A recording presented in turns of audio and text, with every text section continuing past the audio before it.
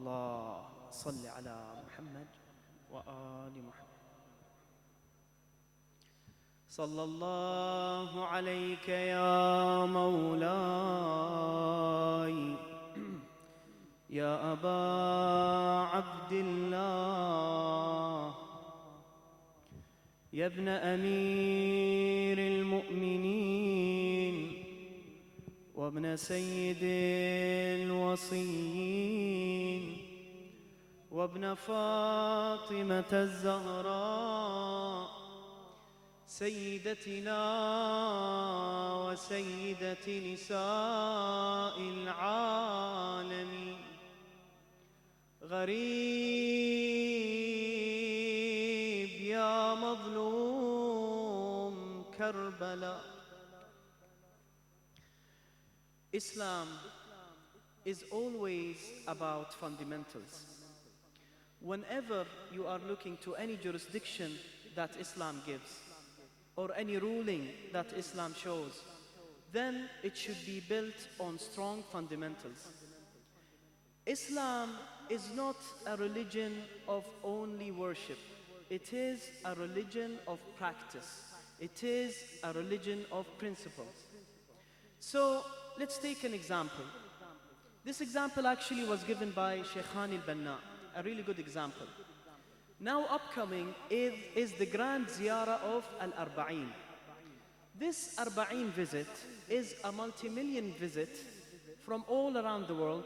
People gather in Karbala and they go and visit Al-Imam al-Hussein, peace be upon him, and his family, and also Abu al-Fadl al-Abbas and all the martyrs of Karbala. This visit is actually a ritual that aids in living the sacrifice of Imam al-Hussein, peace be upon him, appreciating the march that he has done towards truth.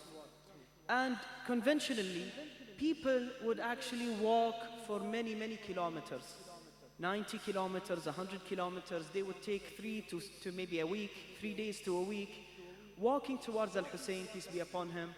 And within the way, they take inspiration from everything that is around them to remember the memories of Karbala. So this visit actually, صلوا على محمد وآل محمد. الله صل على محمد وآل محمد. الله صل على محمد وآل محمد. الله صل على محمد وآل محمد. نعتذر على الجسارة مولانا. الله يحفظكم. الله يسلمكم إن شاء الله. So, people may go and spend their money and spend their time only to revive the memory of Hussein, peace be upon him, in Karbala. And that is a great cause. And Islam actually will always promote good causes. One of them being the sacrifice of Al-Hussein, peace be upon him, and his family. But there is something very important. The fundamentals of this visit is for you to go and actually discover Islam in a new way, Islam in another perspective, so that you would go and actually remember your, all the events in your life and how they led you into this visit, and see if your life is compatible with Imam al-Hussein, peace be upon him, and his goals and aim in reviving Islam. So you cannot go to Al-Arba'in visit while in the way you don't have the basic fundamentals that are required for you to go. Let's mention a few. First, we have to remember that Ziyarat al-Arba'in is something that is mustahab. It is not compulsory, but it is highly recommended by Islam. So, if there is something that is compulsory, something that is wajib, and you have to go and perform it, and Al-Arba'in visit actually contradicts this wajib thing that you have to do, then the thing that you should do in the eyes of God is actually leave Ziyarat al-Arba'in for other years to come and do that compulsory thing that you have to do. One of them is paying the debts. Sometimes, within this life, many people would have to take a debt from a family member, from a friend, from whomever. And debts are into two kinds. Debts that are due and debts that are still not due yet. If you have a due debt that you have to pay, but still you have Ziyarat al-Arba'in, you would have to pay at least 300 dinars to go and come back, no? So you either pay your debt or go to al-Arba'in visit. Sometimes you have a chance to actually have a middle ground. For example, pay a front payment and then the rest when you return. But sometimes no, it is a strict, one way. Either you go to al-Arba'in and either you pay out your debt. Then our great sources of emulation, al-Maraji' al-Idham, they say that you cannot go to visit al-Imam al-Hussein in Arba'in except if you take permission from those whom you owe to your debt. You want to go to Imam Hussein and you are accepted. You want to go with the right fundamentals. You want to stand with the aims of Al-Imam al-Hussein, not go against them. Al-Imam al-Hussein has said something really breathtaking when he went to Karbala. He said, whoever has a debt to pay cannot come with us to Karbala. He knows that he's going to be killed. He knows that he will not find anybody to aid him except the people in front of him. Only days separate him from Karbala. But still, he told all of his companions, whoever has a debt, then he is not allowed to come and fight with me. Al-Hussein is not about quantity, he is about quality, as is Islam. So in whatever thing that we would like to do, we have to envision Islam's aim before it, while we are doing it, and after it. Or else we would not succeed in doing our worship correctly. Al-Imam Zayn al-Abidin, peace be upon him, also focused on fundamentals wherever he went. And the basic fundamental that he focused in before his martyrdom and before he was poisoned was actually telling people that if you have a live conscience, then you are one that is accepted in the eyes of God. So what is a live conscience and how could we have this conscience that will lead us towards God? A live conscience is actually having humanity in your heart towards everyone and everything that is around you. Everything in life has two ways, a humane way and an inhumane way. And Islam always sides with the humane way to act. So, let's take an example. If someone wants to actually procure some meat, there is a humane way to get it. If you want to get meat from any animal, you have to respect that this is a living soul. You have to treat it with the utmost level of humanity. And this is shown and exposed in one narration on behalf of Al-Imam As-Sajjad, Ali ibn al-Hussein, peace be upon him, and his household. Al-Imam As-Sajjad, later in life, he lived after Karbala. Throughout Karbala, he was sick. He was so sick that he was not able to carry a sword, per the narrations of Sayyidah Zainab, peace be upon her. So God inflicted him with this ailment in order to preserve the progeny of Muhammad and Ali Muhammad salawatullahi alayhim ajma'in. If Al-Imam As-Sajjad fought, he will fight to the last breath. He will not be a coward. He will not retaliate except with the sword. So in order to preserve him, he was sick throughout the night of the 10th of Muharram and until he had returned into Medina, getting better and better by each day that passes. So he was alive after Karbala, and one of the situations that showed how humane he was is that he passed through the market. And within the market you would see, people selling gold, people buying cloth and whatever, everything around him. There was a butcher shop. And then Imam Zayn al-Abidin, peace be upon him, passed next to that butcher shop. Suddenly, people saw that Al-Imam As-Sajjad had a tear in his eye. And Al-Imam As-Sajjad is an infallible. He is a person that is aided by the great spirit that God gives to his prophets and messengers and also to al-imams, or the people that lead after the Prophet, peace be upon him, and his family. So, as an infallible, every action that he does, however minute, will amount to something very great. So, Al-Imam al-Sajjad passed and teared his eye and looked to that butcher that was about to slaughter a ram. He told him, "Oh butcher, I want to ask you a question." So the butcher said, "Na'am ya ibn Rasulillah." Yes, the son of the great Prophet, peace be upon him and his family. So Al-Imam al-Sajjad asked, "Did you give any water to that ram before intending to slaughter him? Is your blade sharp or is it blunt?"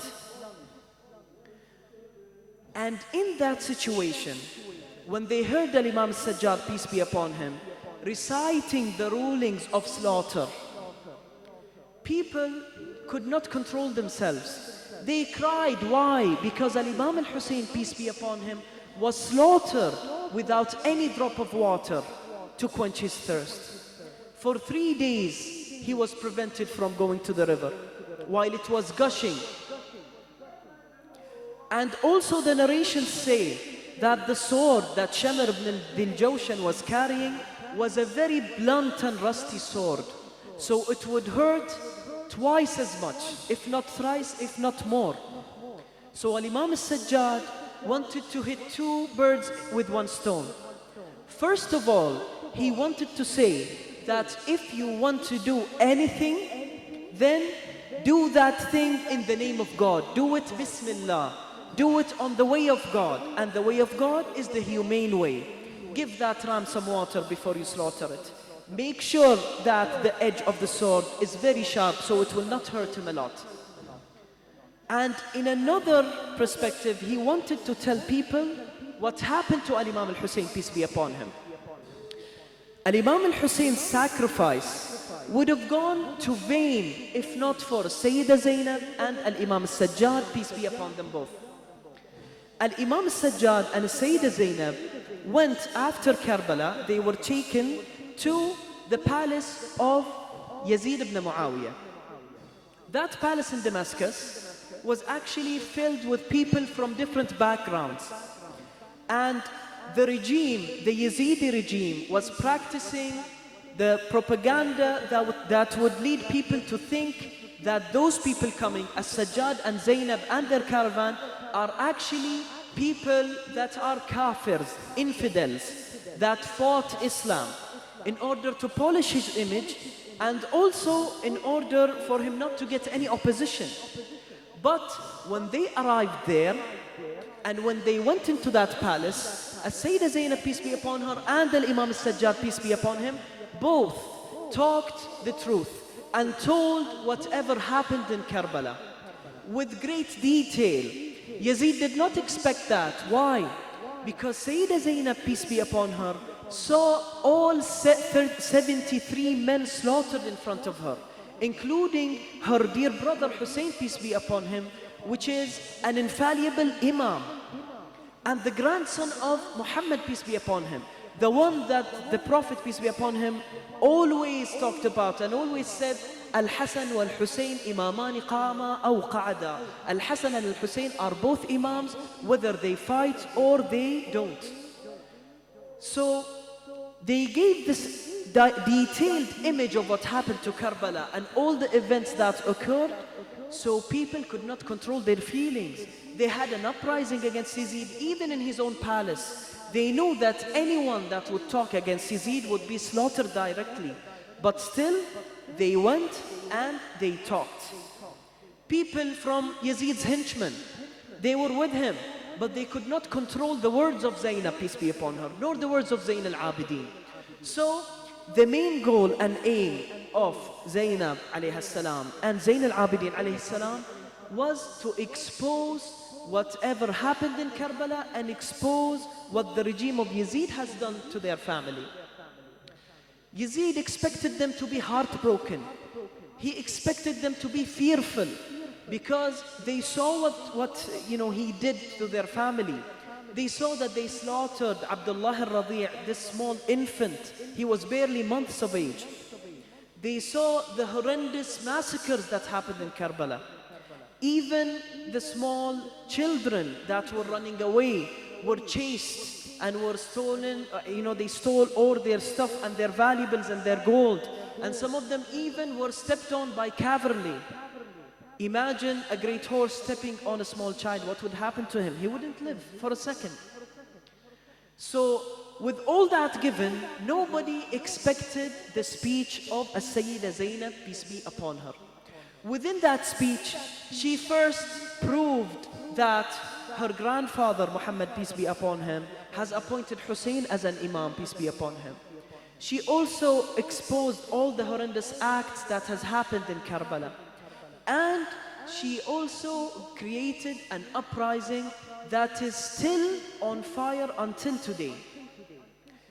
These lectures, هذه المجالس, and the visit of Al-Arba'in, and all of what we have from Islam today is from the stance of Zainab, peace be upon her, and also Zain al-Abidin, alayhi salam.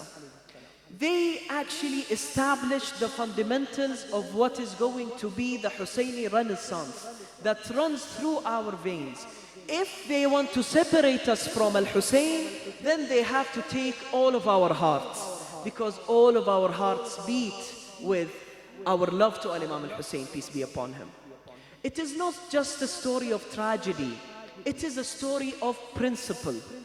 Al-Hussein, peace be upon him, practiced the best principles even in war. Did you know what happened to Al-Imam Al-Hussein, peace be upon him, when he was traveling to Karbala? He met a small battalion from the army of Umar ibn Sa'd wa Ubaydullah ibn Ziyad. Umar ibn Sa'd is the direct leader of the army. Ubaydullah ibn Ziyad was actually the governor of Basra and Kufa and what is between them. And he was the one that organized the army beforehand. So this battalion came to Al-Imam Al-Hussein and they were so thirsty. They have lost all of their water reserves. So what did Al-Imam Al-Hussein do? Did he fight them when they were weak? No. He stood and he told them, give them water. And after all of those people drank water, he actually told them, Rashiful khayla tarshifa, which means quench the thirst of the horses as much as you can. You know that one horse could drink an immense amount in one sitting. Imagine if he was a thirsty horse carrying, warfare items, carrying several people on his back at one time. Imagine how thirsty he would be. Even though Al-Imam Hussein knows that they will prevent him from drinking water, he gave all the army men water and then resuscitated the lives of all those horses that were with them with plenty of water. He had only a few days left amount of water, that's it. And to his last breath, he did not regret that. Why?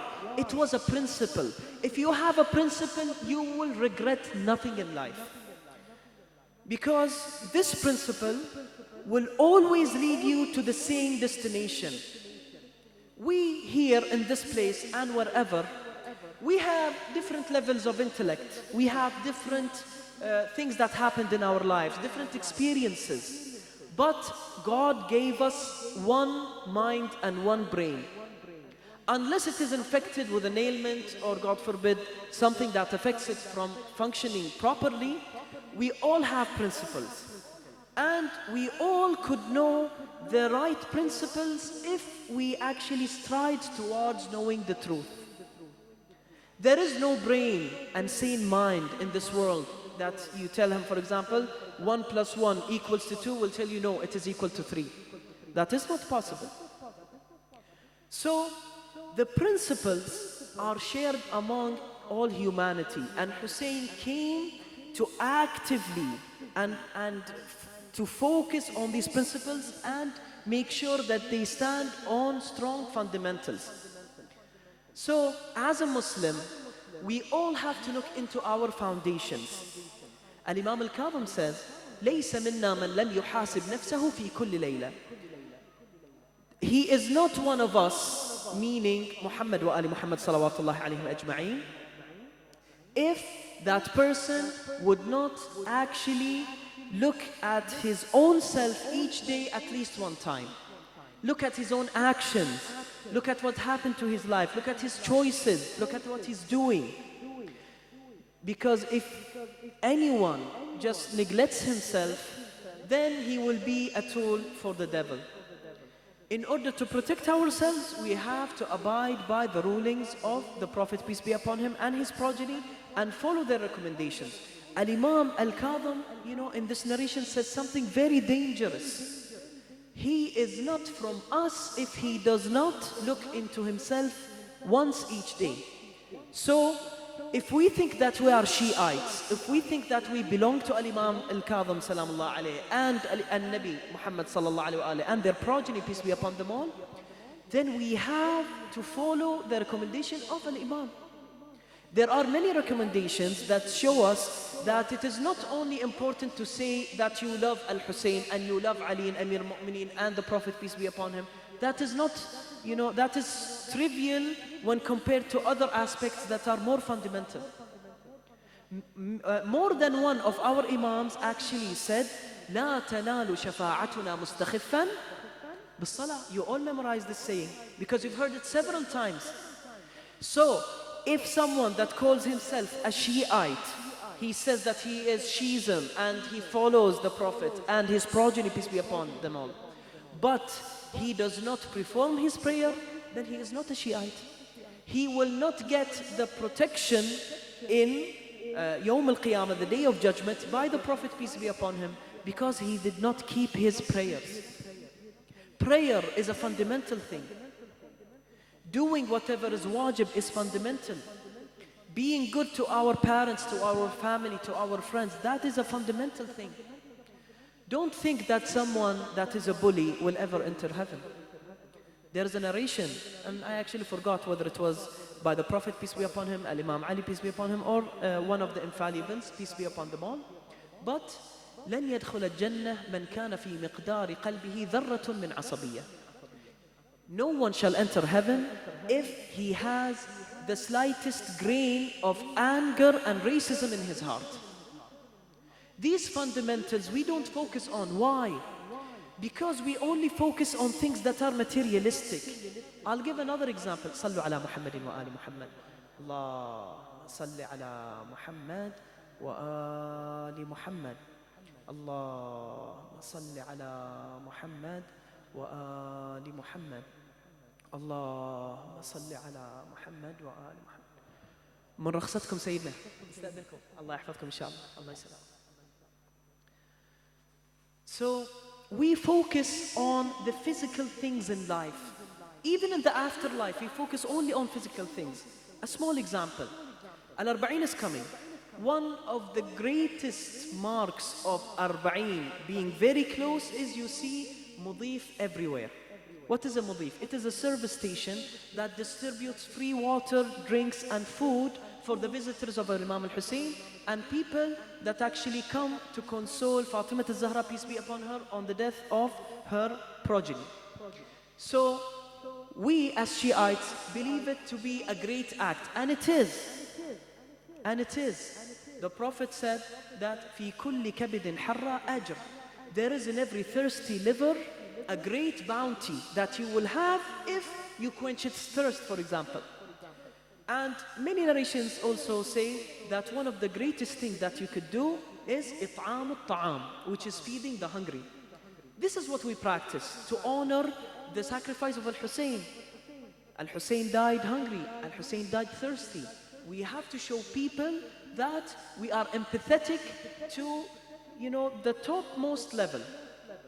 And we show this by building mudifs and by distributing food and drinks. But is al-mudif the most important thing in al-arba'in and in any occasion? No. When you compare it to the fundamental things, then you would see that there are things much greater. I do not mean that we need to leave al-mudif and leave servicing the people that come to console Fatima al-Zahra, peace be upon her. But what I am saying is we have to focus on the fundamentals first and then continue in doing whatever else is recommended. So, if you are working in a mudif and the prayer time has come, what would you do? Maybe you would say, oh, there is a rush of visitors coming and they're all hungry and they're all thirsty. I have to give them a drink. I have to provide to them food. But don't forget that Al-Imam al-Hussein, peace be upon him, in the midst of Karbala, في يوم العاشر, in the day he was killed, after he heard the call of prayer and one of his companions reminded him of the prayer, what did he say? What did he say? He said, let's go and pray. Even though the arrows were shooting as rain and the battalions were coming like waves of the sea, he still focused on the prayer. One of his companions actually told him, our enemies amongst us, we need to fight them. What did Al-Hussein, peace be upon him, say? He said, don't we fight them for prayer? Isn't the reason why we rose is prayer? So we have to pray even though we have the fear of being killed. This is Imam al-Hussein, peace be upon him. You, in the service of the visitors of Imam al-Hussein, are in no threat of being killed. So how would you delay the prayer?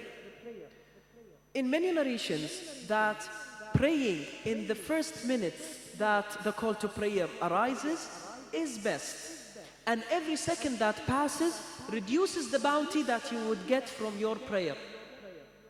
And many people may say, well, I have a preoccupying job and in the time of prayer I don't have a break. I would pray maybe 1 hour later or something. Then what would be said is that if you are forced not to pray and if you don't have a chance to pray except after that hour, if you have something far more important than prayer, and yes, there are things that are far more important than prayer. Let's say that you are a surgeon and somebody is lying in front of you and you are actually performing surgery on him. And this surgery is so delicate you cannot leave his side. You will not get the bounty of prayer by leaving him. Actually, your prayer will not be accepted at all. You have to save this person's life. There are things more important than prayer. But if, for example, your job does not provide you the chance to pray when it is the call of prayer's time, then it is okay to delay as long as you don't delay it until its time passes away. And also, you'd have to go and pray as soon as possible. That is the way of Imam al-Hussein, peace be upon him. Imam Ali, peace be upon him, and his family used to pray directly when the call of prayer is raised. There was one situation and circumstance in which he did not. What was that circumstance? There was a land that was damned by the Prophet Muhammad, peace be upon him. So Imam Ali, peace be upon him, and his companions were in that land. So when the call of prayer rose, Imam Ali said, أنا لا أصلي في أرض لعنها رسول الله صلى الله عليه وآله. I will not pray in a place that is damned by the Prophet, peace be upon him, and his family. Because if the Prophet damns this place, then God Almighty has damned this place. And Imam Ali does not pray in such a place. He is so pure to an extent that he would only pray in a pure place. So he delayed prayer until he left that land, and then he prayed. So if there is a circumstance that actually compulses you not to pray on time, you would have to keep prayer on your mind always, so that you would be able to pray as soon as possible. This is one of the fundamentals. We cannot do something that is mustahab and in the way cancel something that is wajib or compulsory. If something is recommended, then it will not be compulsory. It will stay as being recommended. And if something is wajib, then it will not flip into being recommended. حلال محمد حلال إلى يوم القيامة وحرام محمد حرام إلى يوم القيامة. Whatever is halal by the Prophet Muhammad, peace be upon him, it will remain to be halal until the day of judgment. And whatever is haram will also remain likewise. This is the action of principle. Even Amir al-Mu'mineen, salamullahi alayh, he proved his principles in every shape, way and form, and in every chance that he had. Many chances. Imam Ali alayhi salam had many wars with Muawiyah ibn Abi Sufyan. And Imam Ali was very smart in tactics.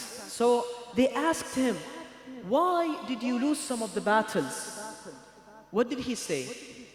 He said actually that I would not be overthrown by Muawiyah, but he practices some practices within war that are unlawful, and I will not be unlawful. Al-Imam Ali, salamullahi alayh, will not go to victory if that means that he would give up his principles. And this is why Abu al-Fadl al-Abbas, peace be upon him, did not drink from the water before he delivered it to the tents. Abu al-Fadl al-Abbas had many chances in which he could have drunk water. He was the one to take water to the tents, to the children, to the ladies, to the thirsty men. He went into the water. He felt the water gushing on his feet when he was on horseback. What he did is he lifted the water, looked at it and threw it away. I will not drink while my brother is thirsty. These are the principles of Karbala. And this is the agony of Karbala. Imagine Al-Imam Zayn al-Abidin, peace be upon him, in his tent. And he hears some sounds coming out of the battlefield. He asks Zainab, peace be upon her, why do I hear the sound of sticks breaking?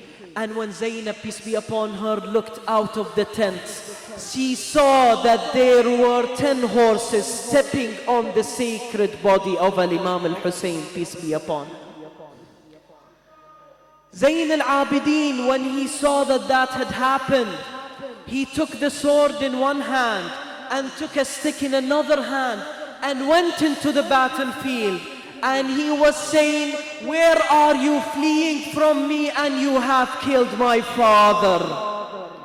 And then Zainab, peace be upon her, went to Zayn al-Abidin and took him back and embraced him and said, no, Zayn al-Abidin, do not go and fight. Your day is not this day. You have to preserve the progeny of Muhammad and Ali Muhammad salawatullahi alayhim ajma'een. Zayn al-Abidin lived many years after Karbala. He endured many difficulties. The narrations say that Zayn al-Abidin, peace be upon him, did not drink a cup of water unless he mixed it with his tears. Saddened because his father passed away and was slaughtered without giving him just a sip of water to quench his thirst. Zayn al-Abidin, salamullah alayh, did not die a normal death. Zayn al-Abidin spent his whole life grieving on his father, peace be upon him, and grieving on those that were killed with him. Every chance that he had, he said, Wa Husayna wa madluma.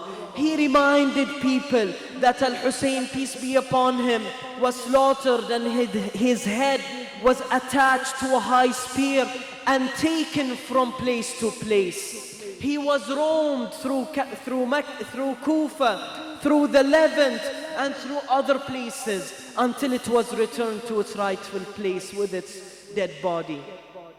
Al-Imam Zayn al-Abidin was poisoned by Hisham ibn Abd al-Malik or by Al-Walid ibn Abd al-Malik. The narrations say that he felt as if this poison was cutting through his liver and heart. This was Zayn al-Abidin, salamullahi alayh. May God guide us all to follow in his footsteps. وأفلح من صلى على محمد وآل محمد. اللهم صل على محمد وآل محمد. اللهم صل على محمد وآل محمد. اللهم صل على محمد وآل محمد. إلهي بالحسين الوجيه وأمه وأبيه والتسعة المعصومين من ذريته وبنيه، أصلح أمورنا، اغفر ذنوبنا، اقض حوائجنا، اشف مرضانا، رد غرباءنا، فك أسرانا، بحق محمد وآل محمد. اللهم لا تدع لنا في هذا الجمع الكريم صاحب حاجة إلا قضيت حاجته، وصاحب أمر إلا يسرت له أمره. ورحم الله معيد الفاتحة قبلها صلوات.